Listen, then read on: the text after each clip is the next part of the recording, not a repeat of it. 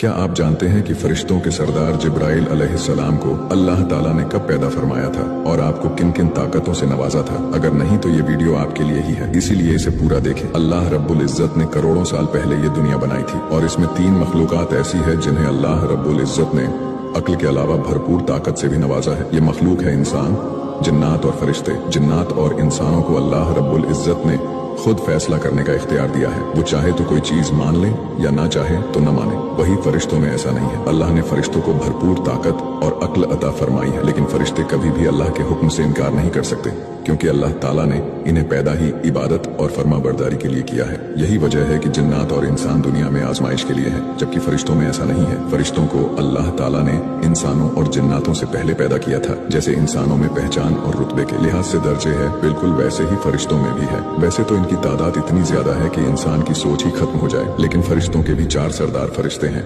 जिनके नाम जिब्राइल अलैहिस्सलाम, मिकाइल अलैहिस्सलाम, इजराइल अलैहिस्सलाम और इसराफिल अलैहिस्सलाम है।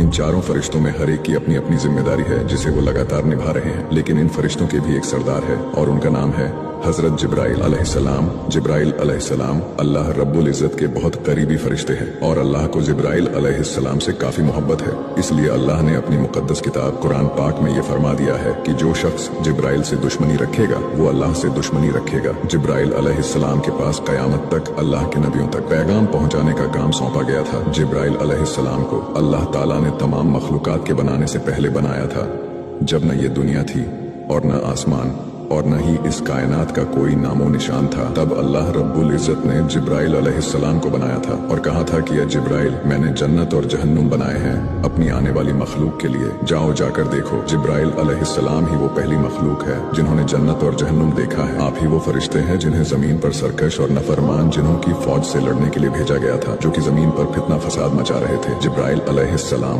और उनकी फौज ने इन जिन्नातों से जंग की और इन्हें शिकस्त देकर कैद कर दिया। आदम अलैहिस्सलाम को दुनिया में भेजने के लिए इन जिन्नातों को कैद करना जरूरी था, ताकि इंसानी नस्ल आगे बढ़ सके। हजरत इब्राहिम अलैहिस्सलाम को जब नमरूद ने आग में डाला था, तो जिब्राइल अलैहिस्सलाम ने अल्लाह के हुक्म पर वहां पहुंचकर उस आग को ठंडा किया और आपको बचा लिया। इसके अलावा जब यूसुफ अलैहिस्सलाम को उनके भाइयों ने अंधेरे कुएं में डाल दिया था, तो उस समय आप उस कुएं में उनके साथ रहे। जिब्राइल अलैहिस्सलाम ही वो फरिश्ते हैं जिन्होंने अल्लाह के हुक्म से जमीन पर ठोकर मारकर आबे जमजम का चश्मा जारी किया था। ईसा अलैहिस्सलाम को जिंदा उठाकर आसमान पर भी आप ही ले गए थे। इसके अलावा आप पूरी जिंदगी प्यारे नबी हजरत मोहम्मद सल्लल्लाहु अलैहि वसल्लम से राब्ते में रहे। रसूल अल्लाह ने फरमाया कि जिब्राइल अलैहिस्सलाम अल्लाह के अर्श के नीचे अपने तख्त पर मौजूद है। मैंने इनकी असली सूरत मेराज के सफर के दौरान देखी थी। जिब्राइल अलैहिस्सलाम के 600 पर है और आपके पर हीरे जवाहरात और मोतियों से बने हैं, जिनका रंग सब्ज है। पांव के तलवे भी सब्ज है और पांव के तलवे पर एक मोती है, जो कि तलवे पर सब्जे पर शबनम के कतरे की तरह दिखता है। आपकी पेशानी रोशन है और बाल घुंघराले हैं। आपके दांत चमकदार हैं और सर मरजान से भी ज्यादा सफेद है।